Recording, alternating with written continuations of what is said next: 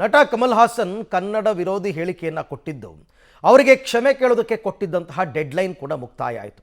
ಆದರೆ ಉದ್ದಟತನ ಮೊಂಡವಾದವನ್ನು ಮುಂದುವರಿಸಿರ್ತಕ್ಕಂಥ ಕಮಲ್ ಹಾಸನ್ ನಾನು ಕ್ಷಮೆ ಕೇಳಲ್ಲ, ಸೊ ಹಾಗಾದರೆ ಮುಂದೇನು ಅನ್ನುವಂತಹ ಪ್ರಶ್ನೆ.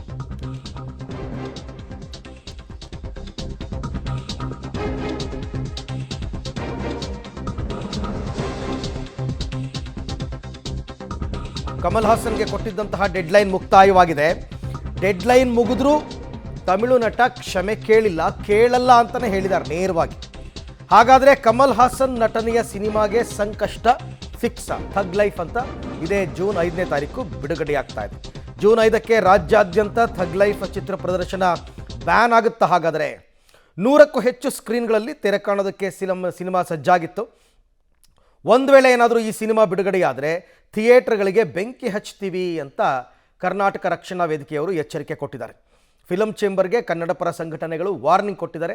ಈ ಫಿಲಂ ಚೇಂಬರ್ನವರು ಅಷ್ಟೇ ಒಂದು ಸರಿಯಾದ ನಿರ್ಧಾರವನ್ನು ತಗೊಳ್ಳಲ್ಲ ಭಾಷೆ ವಿಚಾರಕ್ಕೆ ಬಂದಾಗಲೂ ಕೂಡ. ಇನ್ನೂ ಅವ್ರೇನೇನೋ ಸಬೂಬ್ ಕೊಟ್ಕೊಂಡು ಕೂತಿದ್ದಾರೆ. ಬಟ್ ನೋಡೋಣ ಈಗ ಫಿಲಂ ಚೇಂಬರ್ ಅವ್ರು ಏನಾದ್ರು ತೀರ್ಮಾನ ತಗೋತಾರಾ ಅಥವಾ ಸಿನಿಮಾ ಬಿಡುಗಡೆ ಆಗದ ರೀತಿಯಲ್ಲೇ ಕನ್ನಡ ಪರ ಹೋರಾಟಗಾರರು ಏನಾದರೂ ತೀರ್ಮಾನವನ್ನು ತಗೊಳ್ತಾರಾ ಅಂತಕ್ಕಂಥದ್ದನ್ನು ನೋಡಬೇಕು. ಕಮಲ್ ಹಾಸನ್ ಒಬ್ಬ ಮಹಾನಟ ಅನ್ನೋದು ಗೌರವ ಇದೆ ಅವ್ರ ಮೇಲೆ. ಅವ್ರ ಸಿನಿಮಾ ಬಿಡುಗಡೆ ಆಗಬೇಕು ಕರ್ನಾಟಕದಲ್ಲಿ ಅನ್ನೋದಾದ್ರೆ ಕಮಲ್ ಹಾಸನ್ ನೀವು ಕ್ಷಮೆ ಯೋಚಿಸ್ಲೇಬೇಕು. ಅವ್ರು ಕ್ಷಮೆ ಯೋಚಿಸದೆ ಹೋದ್ರೆ ಎಲ್ಲ ಥಿಯೇಟರ್ಗೆ ಬೆಂಕಿ ಹಾಕ್ತೀವಿ. ಶಿವರಾಜ್ ಕುಮಾರ್ ಯಾವುದು ದೊಡ್ಡ ವಿಚಾರ, ಕನ್ನಡ ನಿಮಗೆ ದೊಡ್ಡದು ಅಂತ ಅನಿಸ್ತಾ ಇಲ್ವಾ? ಹೇಳುವಂಥ ಧೈರ್ಯ ನಿಮಗಿಲ್ವಾ? ಕ್ಷಮೆ ಕೇಳಿ ಅಂತ ಹೇಳಿ ನೀವು ಕಮಲ್ ಹಾಸನ್ಗೆ ಹೇಳಬೇಕು ಹೊರತು ಬಿಟ್ಬಿಡಿ ಅಂತ ಹೇಳುವಂಥದ್ದು ಸರಿಯಲ್ಲ. ನಿಮ್ಮ ದೊಡ್ಡ ಮನೆಗೆ ಸರಿಯಲ್ಲ, ಅದಕ್ಕೆ ಧಕ್ಕೆ ಆಗುತ್ತೆ. ಕಮಲ್ ಹಾಸನ್ ಬಗ್ಗೆ ನಮಗೆ ಯಾರಿಗೂ ಕನಿಕರನೂ ಇಲ್ಲ.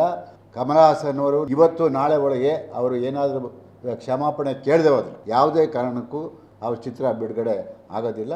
ನಾವು ಕನ್ನಡ ಪರ ಸಂಘಟನೆಗಳು ಜೊತೆ ನಾವಿರ್ತೀವಿ. ಇದು ಪಾಠ. ಮುಂದಿನ ದಿನಗಳಲ್ಲಿ ಯಾರೇ ವ್ಯಕ್ತಿ ಮಾತಾಡುವಾಗ ಭಾಳ ಕೇರ್ಫುಲ್ ಆಗಿ ನೋಡ್ಕೊಂಡು ಮಾತಾಡಬೇಕಾಗಿದ್ದು ಅವ್ರ ಜವಾಬ್ದಾರಿ. ರಾಜ್ಕುಮಾರ್ ಅವರ ಸ್ವರೂಪದಲ್ಲಿ ನೋಡ್ತಾ ಇರುವ ಶಿವಣ್ಣವರ ಎದುರುಗಡೆ ನೀವು ಈ ಮಾತನ್ನ ಹೇಳಿದ್ರ ಅಂದ್ರೆ ಯಾಕೆ ನಮ್ಮನ್ನ ಬೇರೆ ಭಾಷೆಗಳ ಜೊತೆ ಹೋಲಿಸ್ತೀರಾ? ಕನ್ನಡಿಗರು ನಿಮ್ಗೇನಾದ್ರು ದ್ರೋಹ ಮಾಡಿದಾರ? ಈ ಕೂಡಲೇ ಬೇಷರತ್ತಾಗಿ ಕ್ಷಮೆ ಕೇಳಬೇಕು ಕನ್ನಡಿಗರಲ್ಲಿ. ಇಲ್ಲವಾದಲ್ಲಿ ಯಾವುದೇ ಚಿತ್ರಮಂದಿರದಲ್ಲಿ ಮಾಲ್ಗಳಲ್ಲಿ ಬಿಡ್ಲಿಕ್ಕೆ ಕರ್ನಾಟಕ ರಕ್ಷಣಾ ವೇದಿಕೆ ಅವಕಾಶ ಕೊಡಲ್ಲ. ಅವನು ಮಾಡಿರೋ ವಿವಾದಾತ್ಮಕ ಹೇಳಿಕೆಗೆ ಸಮರ್ಪಕವಾದ ಸಮರ್ಥನೆಯನ್ನು ಕೊಟ್ಟು ಕನ್ನಡಿಗರ ಕ್ಷಮೆಯನ್ನು ಕೇಳಲೇಬೇಕು. ಅವ್ನು ಕನ್ನಡಕ್ಕಿಂತ ಕೇಳಲ್ಲ ಅಂತ ಹೇಳಿದ್ರೆ ಅವ್ನ ಸಿನಿಮಾನ ಬಿಡಲ್ಲ ಅಂತ ಹೇಳಬೇಕಾಗತ್ತೆ. ಅವ್ನ ಸಿನಿಮಾ ಖಂಡಿತ ಬಿಡಲ್ಲ, ಅದ್ರೇನು ಉತ್ಪ್ರೇಕ್ಷೆ ಇಲ್ಲ. ಅವನ ಸಿನಿಮಾಗಳನ್ನ ಎಲ್ಲ ಚಿತ್ರಮಂದಿರದಲ್ಲೂ ತಡೆಯುವಂಥ ಕೆಲಸವನ್ನು ಕನ್ನಡಿಗರು, ಕನ್ನಡದ ಸ್ವಾಭಿಮಾನಿಗಳು ಮಾಡೇ ಮಾಡ್ತೀವಿ. ಇದು ಕೇವಲ ಕನ್ನಡ ಹೋರಾಟಗಾರರಿಗೆ ಸಂಬಂಧಪಟ್ಟ ವಿಷಯ ಅಲ್ಲ, ಸಮಸ್ತ ಕನ್ನಡಿಗರಿಗೆ ಸಂಬಂಧಪಟ್ಟಂಥ ವಿಷಯ ಅಂತ ಹೇಳೋದು ಇಚ್ಛೆ ಪಡ್ತೀವಿ. ರಾಜ್ಯ ಸರ್ಕಾರ ಯಾವ ಸರ್ಕಾರ? ರಾಜ್ಯ ಸರ್ಕಾರ ಕನ್ನಡದ ಸರ್ಕಾರ, ಕನ್ನಡಿಗರ ಸರ್ಕಾರ. ಅವ್ರು ಯಾಕೆ ಕಮಲ್ ಹಾಸನ್ ಪರ ನಿಲ್ತಾರೆ? ಅವ್ರು ಕನ್ನಡಿಗರ ಪರವಾಗಿ ನಿಲ್ಲಬೇಕು ಅನ್ನೋದು ನಮ್ಮ ಅಭಿಪ್ರಾಯ.